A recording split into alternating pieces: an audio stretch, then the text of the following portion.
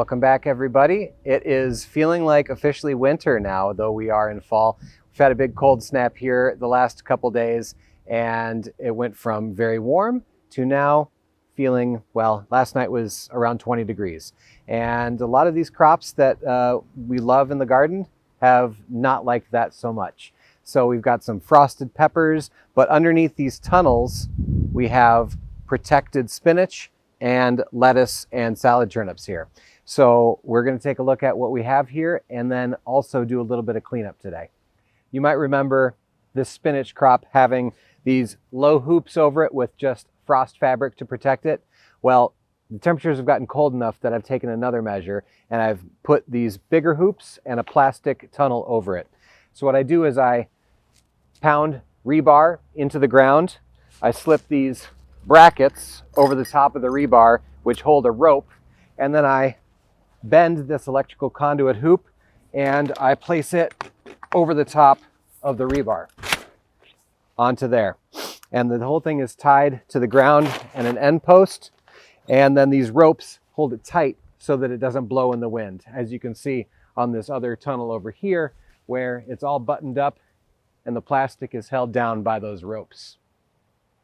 We've had some 35, 40 mile an hour wind gusts over the last couple days, and these things have held up nicely. I tucked them in a couple days ago, and we're just opening them up now because it's gotten warm enough that we need to vent them. So spinach is actually one of the hardiest crops that we grow in our gardens. It could survive unprotected all winter long, and you could harvest it in the spring. But if you want to harvest it, as I do, in the middle of winter, having it protected so that there's not a bunch of snow that you have to claw through, and so that it's ready to harvest when you want to, you need to have this protection. The reason that I mentioned having it ready to harvest when you want to is because these crops are very tolerant of freezing, but when you actually want to harvest them, they need to be thawed out. Otherwise, if you harvest them when they're still frozen, then they'll just turn to mush as soon as they thaw out. But if they thaw out while connected to the plant still and you cut the leaves then they will be beautiful to eat. And they actually taste sweeter than they do in the summer because the plant concentrates sugars to act as a natural antifreeze. Got one more bag here, and inside this tunnel we have some crops that are more tender, not as hardy as the spinach. So we've got lettuce, turnips, some dill, and cilantro are also in here. So let's take a look at this.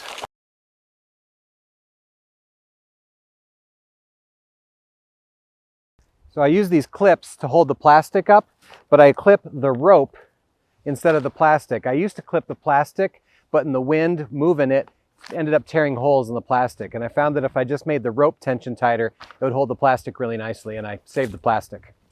So right up front here, we've got some different salad mixes, a smaller variety here and a bigger variety here.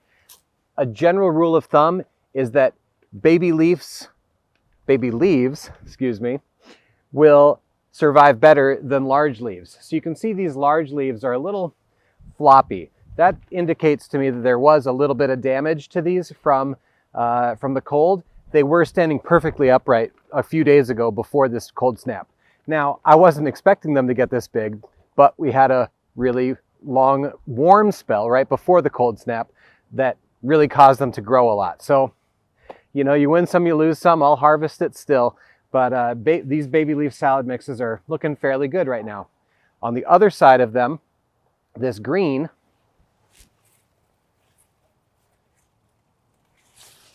these are some turnips, salad turnips, Hawkeye turnips, that I seeded, a couple months back, and they're looking really nice. I've gotten 2 harvests out of here already. I take just the big ones and let the ones that are smaller size up a little bit more.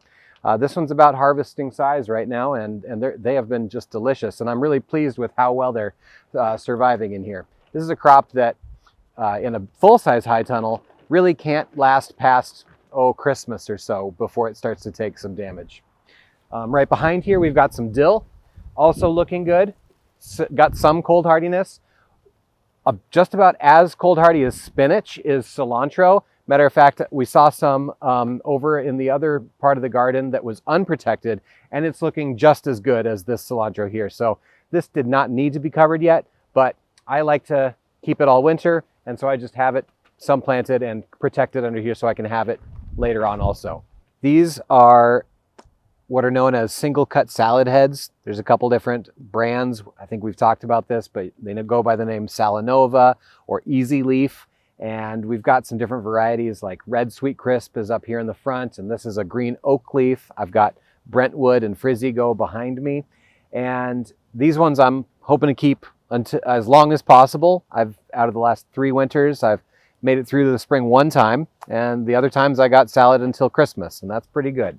So I've got 3 rows, and like the other salads, these were growing way faster than I really expected and way faster than I really wanted, because again, the baby leaves survive better. And as you see on these Red Sweet Crisps here, these leaves are pretty big. And the goal for these is that you're just going to cut the head and they're going to fall apart into little bite-sized leaves. These are not that way. So it's going to take a few cuts, to whittle these leaves back down to a bite-sized portion. In order to have a successful winter crop, you need to have these crops grown by about early to mid-November. So they've been growing for a while, and if you don't get them big enough, then they just languish or they sit there until next spring. If you get them too big, then they're more susceptible to frost damage. So when I saw the cold snap coming, I went ahead and I harvested this middle row all the way, which is more salad than I really need to eat. I really only take me, 3 or 5 heads of these lettuces here for our family to eat in a couple weeks. But I harvested all of it because I was worried with the 20 degrees and these crops not yet acclimated to the cold that they were going to die. It was unfounded, or it was not borne out. We've got some beautiful looking lettuces here. So that's why we see full grown. These have not been cut yet. These ones were cut last week, and then the far row was cut 3 weeks ago. So I do get multiple harvests off of each of these heads, and I am excited to now with this stagger here to see which one of these survives the best next year. That might tell me something about how to take them into the winter in the future. This variety here is called Frizzy Go. It's one that I really like. It's got a nice texture, kind of almost like the crunch of an iceberg lettuce, but a nice, toothy, textured leaf that makes for some nice interest and loft in a salad. It's surviving really nicely in here, and it's been one of the more cold hardy ones that we've grown in the past. We had some unprotected in a bed over there, and it did not like being unprotected. So this again shows, even though it is a cold hardy crop that has survived throughout the winter for me in a tunnel, outside it really takes a lot of damage at about 20 degrees, especially with wind. I've talked to you already in another episode about how lettuce should be harvested as close to sunrise as possible, or that once the sun hits it, it starts to taste bitter. And that is true. However, in the wintertime, when you're waiting for it to thaw out to harvest so that it's not going to turn to mush, sometimes you only have a very small window of time. So it often is in the middle of the day. And it's not as true that it's going to be bitter in the wintertime when you harvest it like that. Today, I just took some leaves and ate some other ones before, and I was like, oh, these are bitter. So in the fall and the shoulder seasons, it does matter more. But I could have been out here harvesting earlier in the day. It's early afternoon right now, and it's, it just harvests as close to when it thaws out, and you'll be fine. So I have these tunnels opened up so we can look and see what's inside.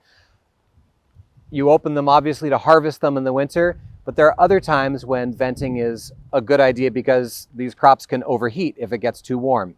I think a good rule of thumb on low tunnels like this is 40, 45 degrees, you're probably okay, but any warmer than that, and you're gonna wanna let the heat out. Otherwise, these plants can suffer.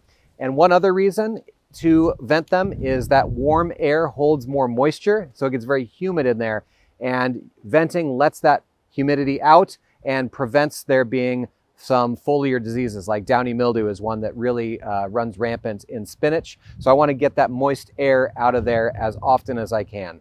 But realistically speaking, that's, it's more in these fall and months in the spring, but in the winter it's very infrequent that the temperatures outside will get that warm and I need to vent. So they stay closed most of the winter unless I'm harvesting. So I think we discussed it, that my tomato crop this year and many tomato crops in the state of Iowa in 2023 came down with a disease called bacterial canker.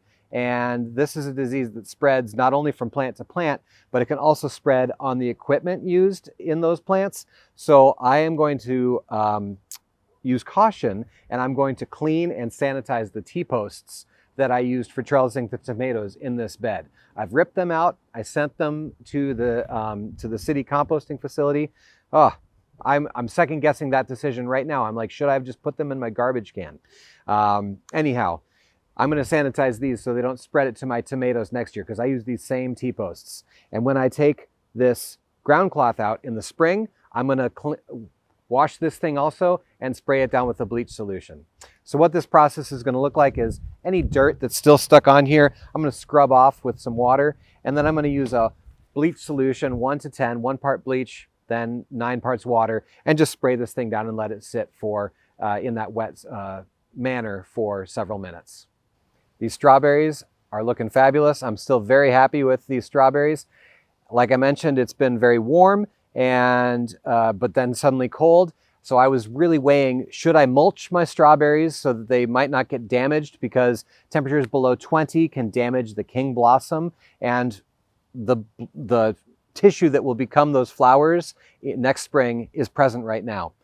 Now, there's another risk though. If you mulch too early and the plant is still actively growing and alive and not dormant yet, it can just rot. So there was a greater risk of the plant rotting than the plants getting damaged by the cold, since we were going to get just around to 20. So I elected not to. Typically in central Iowa, mid-November is that date. Right now we're at the beginning of November. So I'm glad I waited. We've talked a lot about garlic throughout the year, and we have now planted our garlic for next year. We usually plant around last week of October. We ended up planting a little earlier this year because there was a nice rainstorm forecast, and so I think we planted 3rd week of October. Anyway, it's nice and mulched underneath this straw right here now. And you'll notice we have this drip tape also because we have not been able to count on any rain this year at all. So even though there was rain forecast, we're like, well, we're gonna put the irrigation out just in case, but we did end up getting a nice rainfall. Thank you so much for following along. Come back next time when we're going to be out here in the snow harvesting some greens.